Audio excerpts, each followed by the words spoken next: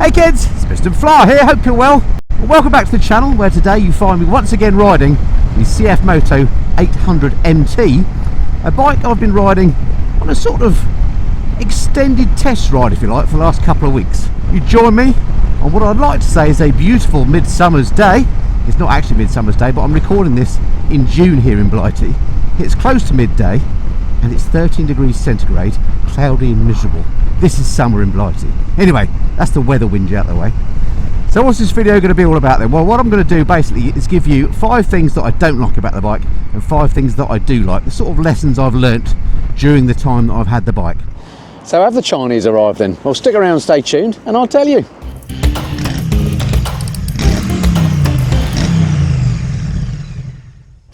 Alright, so without further ado, let's get those 5 negative things out of the way.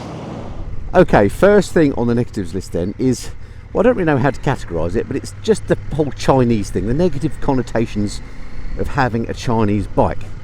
Because although I think the bike is pretty good in many ways, what I can't tell from just having it for a week is how reliable is the bike going to be, and how is it going to stand up long term in terms of things like fit and finish, particularly in our weather, if this is the best it gets in summer. And of course, yeah, we won't know that until another, I don't know, 5-10 years have passed of people owning these bikes and what the feedback is. So there's a bit of a risk there, just some sort of general negative connotations about owning a Chinese bike given people's experience in the past. I do think they've come on leaps and bounds, and a lot of those old issues I think have gone away now. But as I say, time will tell. I suppose the flip side to that is the bike does come with a 4-year guarantee. Oh, nice van pulling out on me. It does come with a 4-year guarantee, so that says something about CFMoto's confidence in the product, doesn't it?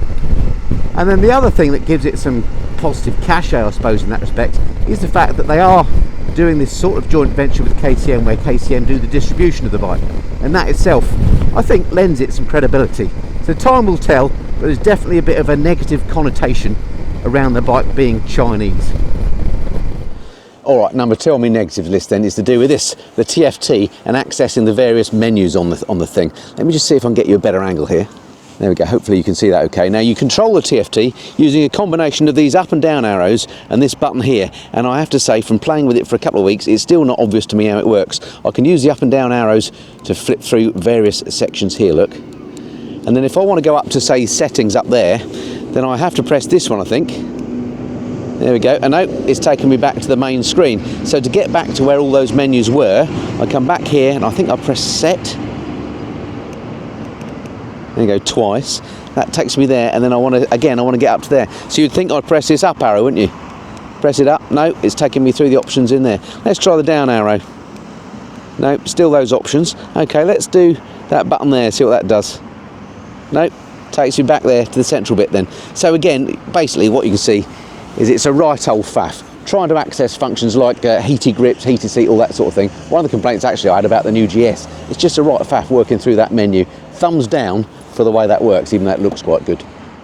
Actually, just to be fair to the bike on this point, I haven't actually got the manual, and if you only rode this bike, I'm sure you'd read the manual and you'd learn how that menu systems works. There's obviously something I'm missing. Believe me, I tried every combination of holding buttons, double clicking them, all sorts of stuff to try and get the thing to work. I could have phoned up CFMoto and asked them how it works, but my point is, it's not intuitive. But if it was your bike and you learned how to use it, it would probably be fine. All right, on to the next one.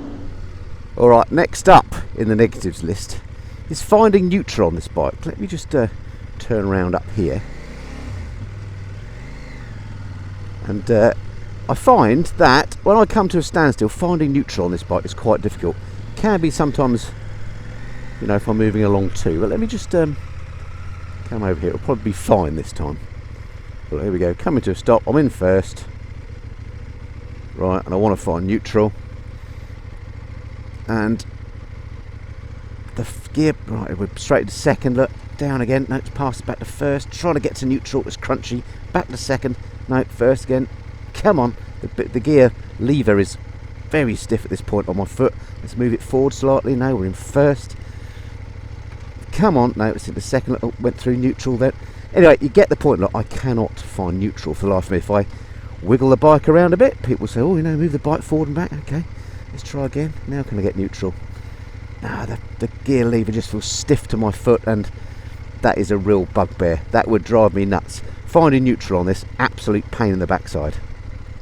Cool, blimey, sun's come out. All right, on to number 4 on the negatives list then, and that is one that is uppermost in a lot of people's minds, I think, when it comes to Chinese bikes, and that is, what is the long-term durability going to be like on the bike? Now, I have to say, the fit and finish on the bike looks pretty good, but we can't tell from just having it for a couple of weeks how it's going to last long-term, can we? Not only how the fit and finishes are going to stand up, but is the bike going to be reliable?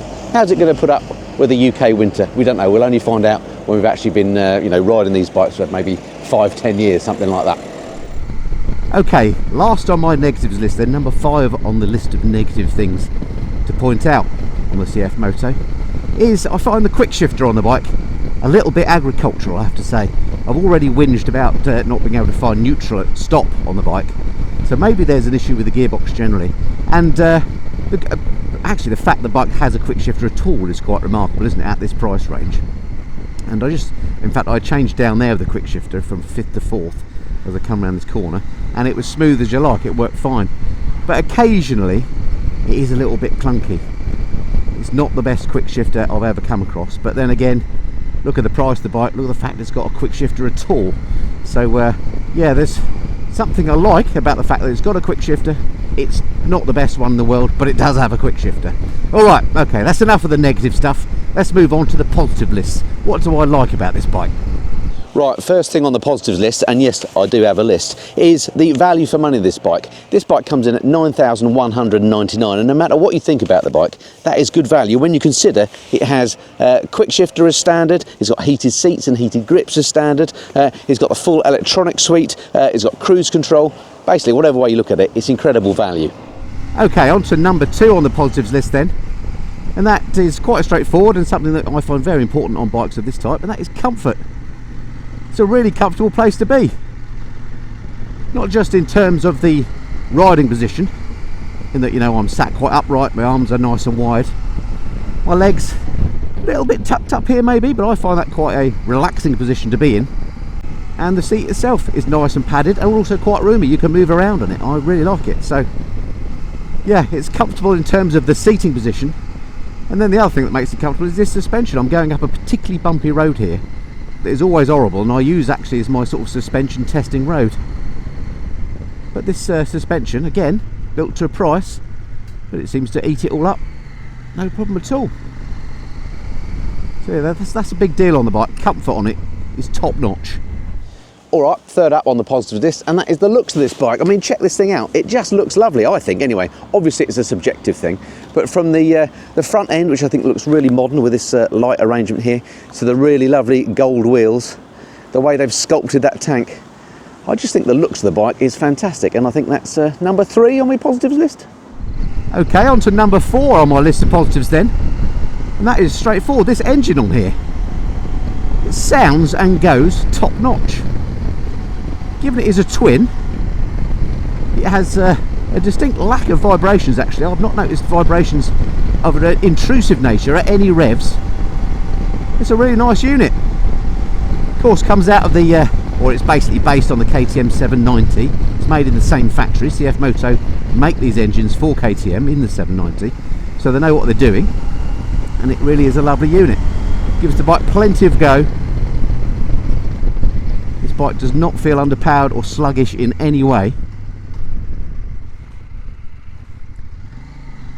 and I put that down to this engine.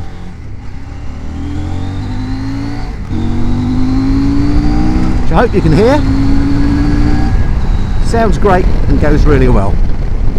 Yeah, top marks for the engine on this. Okay, last but by no means least on my positive list on the bike is the general fit and finish on the bike. If you look closely at it, it's pretty flipping good. I mean, look at these spotlights, for example. They look like quality items, don't they? They look really good.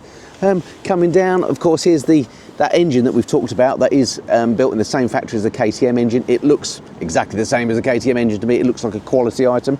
Everything about it looks pretty good. I mean, even if you look at the welds, they're not too bad. They're not too spattered, which often, more value for money bikes suffer from that. But overall, the paint looks lovely and lustrous on here.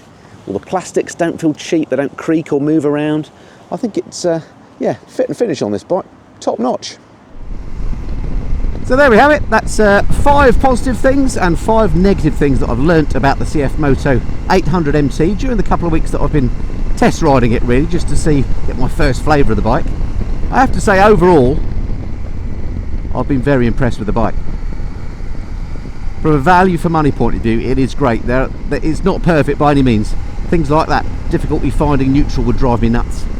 And then not knowing how the bike is going to last long term, only time will tell on that.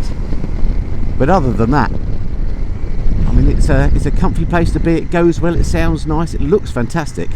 There's a lot to like about this bike, and if you're in the market for an adventure bike and you are on a budget, it's definitely worth giving one of these a go and just seeing if you can live with the fact that it's a Chinese bike. I know lots of people can't.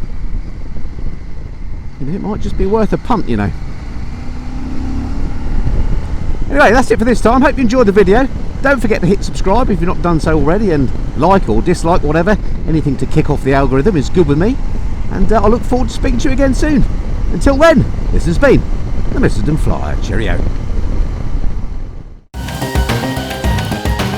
Hey kids, we're the Missenden Flyers.